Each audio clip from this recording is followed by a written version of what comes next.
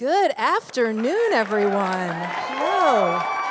Welcome to our wonderful and amazing masterclass with Mac, the Blondes, and Moulin Rouge, the musical. You are going to see some amazing makeups happening today. And without further ado, I am very excited to introduce to you our makeup artist for today. First up, we have the amazing and incredible Kabuki. I'm going to have a warm welcome for him. I've had the great pleasure of working with this man for quite many years, and let you talk. I have the feeling that someone was talking about me out here. I was. Okay. It's true. Welcome. We're excited to have you. And I think we can bring out your beautiful model as well. Yes, okay. We'll give her a round of applause when she comes out. Here she I also comes. have, oh, there she is. Okay. I don't know how you go after that. But. Additionally, we have Sarah Cimino, who is the makeup director, key for Moulin Rouge, the musical. Hi. Amazing. I'm so excited to have met you today. Thank you. Really excited to share these looks with everybody today. And I'm going to introduce Jay Magis, who plays Baby Doll. Hi, everyone. Hi, Jay. So all the performers in Moulin Rouge Broadway do their own makeup. So while we're doing our demonstrations, Jay's actually going to be doing his makeup from the show simultaneously. So thank you so much. Thank you for having me. So I play Baby Doll. I'm a drag queen in the club. So that's the makeup I'll be doing today. Thanks, Jay. And I'm also going to introduce Evan Kinane.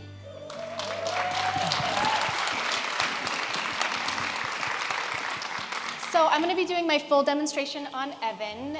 This is probably my favorite makeup look from the show. It's the pre-show clown.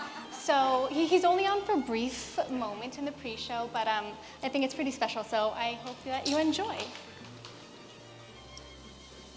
So while Sarah's getting set up, Kabuki, I think you're just using a little glue stick on the eyebrow, is that correct? Yes, good old-fashioned back-to-school glue stick. Yeah. We didn't really do this in this show, but we did brush the eyebrows upwards, but I wanted to really extend the real estate for eyeshadow because this is all about a blended ombre, glittery, smoky Moulin Rouge eyelid. What's happening over here, Sarah? So we're prepping Evan's skin with strobe cream. Most of the makeups in the show start with strobe cream. It just gives it like a pretty incredible glow to the skin. And in a show like this, everything wants to feel really heightened and a little opulent. So that's what we're starting with as our base. And then moving into the clown base, we're going to use Face and Body White as his base. I really like this product because it's white, but it's also really sheer because I didn't want a super heavy sort of solid clown white. I wanted to be able to see his skin coming through. And Jay. Hi. Hi. You're just busy at work over here. A table full of eyeshadows. Yeah, I usually get to the theater about like 2 hours before the show to start prepping. So my prep for foundation I did before I got here, and I used 3 different colors to kind of reshape my face. Okay, Kabuki. So it seems like you're trying to prime the lash a little bit here. Mm-hmm. Well, I love a bushy lash, especially for this show. So I'm getting the most out of the natural lashes with this primer. This is the false lash maximizer. That's what he's using right now, which is something that's great to use before you put mascara on to give a thicker, more intensity to each lash hair. So can you explain, Sarah, the character a little bit? Yeah, I mean, he's only in the pre-show. He's the only clown in the show. And this is actually the most theatrical makeup that we do in the show. You know, I love clowns and I love the circus, and I looked at a lot of vintage photography of clowns to sort of get inspiration for this. So I'm gonna draw his brow now with black track. We're gonna just go right through Evan's brow. And I noticed, Jay, that your eyebrows are still alive and kicking over here. Do you Yes. actually take your brows out, or do you just use what you have? I don't. So the wig that I wear has like a pretty long fringe. So the bangs like probably cover most of it. You can just see like the front of it. I used to glue them, but once I saw that you couldn't even see what I was gluing down, I just stopped because it's all about like the time. You know what I mean? All right, so Sarah, what's happening? Yeah, we're moving on to finishing touches. I'm using Luna cream color base, which is, it's a white cream, but it's got a lot of sheen to it. So again, this just helps the makeup have sort of a special finish, a little bit of extra shine, polish to the skin. So I'm just applying it and sort of highlighting the cheekbones, forehead, tip of the nose, a little on the chin, upper lip. What's on the lip, actually? Premeditated cream color base, and we did a little bit on the cheek of that as well. And then I'm gonna have Caitlin come out and finish Evan's look by putting on his wig, so you can see the full thing. Exciting. What do you guys think so far about Evan's makeup? And lightning fast, may I add.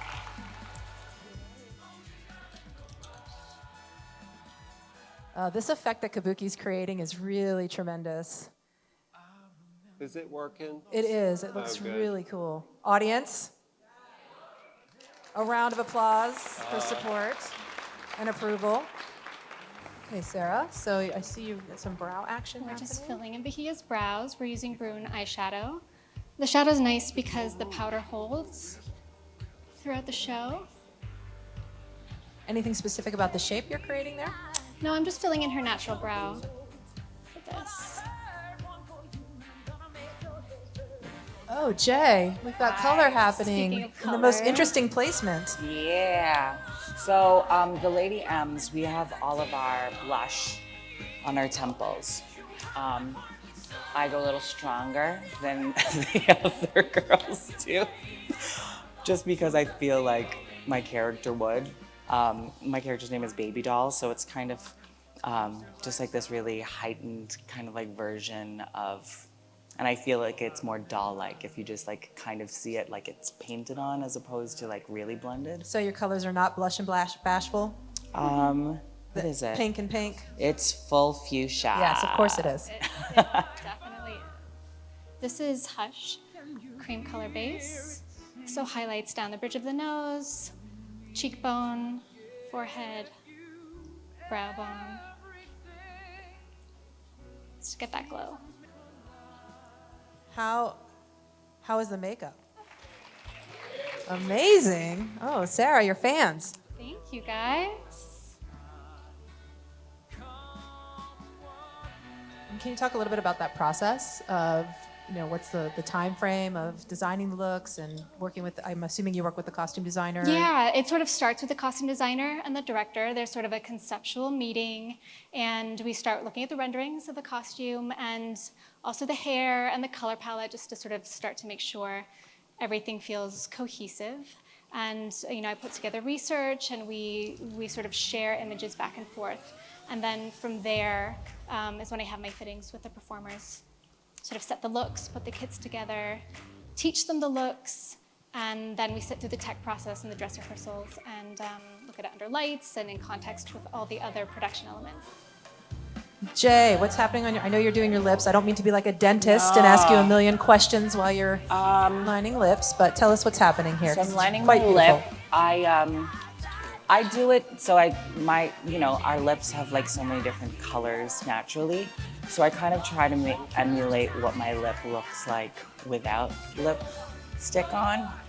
So it's a little bit darker in the corners, so I like to do that just to give it a little bit of depth and make my lip look a little more like plump.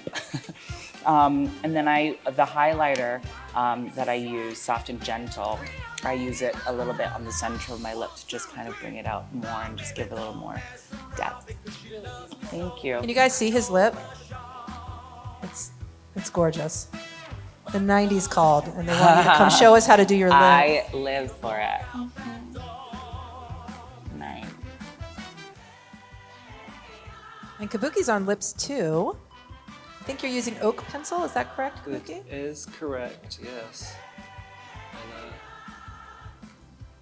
And I have a model, Milena, with perfect lips, but if you don't have perfect lips, this would be a way that you could fool everybody. Is just kind of overdraw the lips a little bit with oak, and then fill in with 2 shades of nude. to create that sort of ombre illusion, or what do they call it, trompe-l'oeil? So Kabuki's going to be using peach stock lipstick and cream cup lipstick, which are two really beautiful, easy to use nudes, and that oak pencil, which is an oldie but a goodie.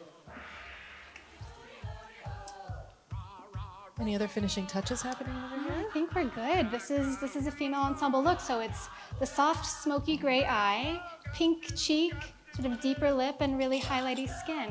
And then incredible wig and costume, which you'll see soon. I think it's so interesting. I've only had experience on one show, but how so much of the makeup is actually really just beauty makeup. Yeah, I think stage makeup has really kind of shifted that way. It's definitely not as heavy as you might think of it. You know, we use MAC, we use wearable makeup. It's not sort of heavy pancake anymore. It's something that you could almost wear out. I think maybe small adjustments. You do have to compensate, you know, for the light and for proximity of the audience, that kind of thing. But for the most part, it's more wearable than it used to be, I think. Oh, I think the character is evolving over here. She's coming to life. And now Kabuki is just finished. I just want to get you guys up to speed. He used the Studio Fix contour palette to sort of set and define a little bit more on the cheekbone. And now, highlighting? Yeah, it's this Cold Comfort. It's like a lavender highlight. It's beautiful. And I'm going to overlay it with the eyeshadow too. There's going to be a lot of overlaying going on at this point. But that's why I kind of went very strong with the contour, and then I can kind of do layers.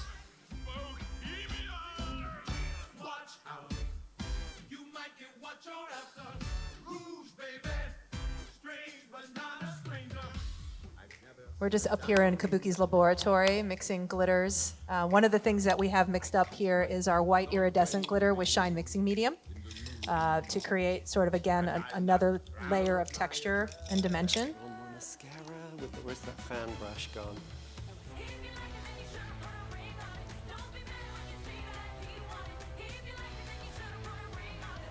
So this is a Shape and Shade brow pen. One side has like a smudgy tip that has a little bit of color in it, and the other side is a very fine tip marker that allows you to draw individual hairs. I think that Kabuki's using taupe.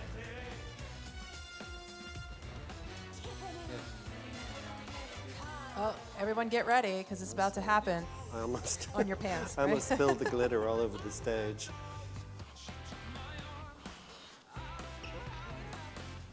And I think it's official. We're done.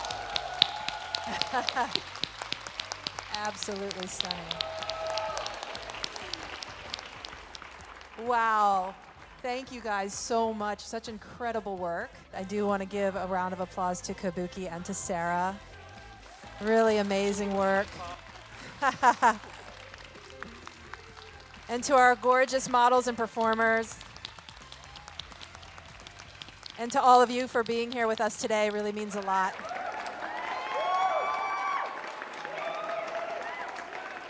I want to welcome you all back to the panel and Q&A section of our masterclass today.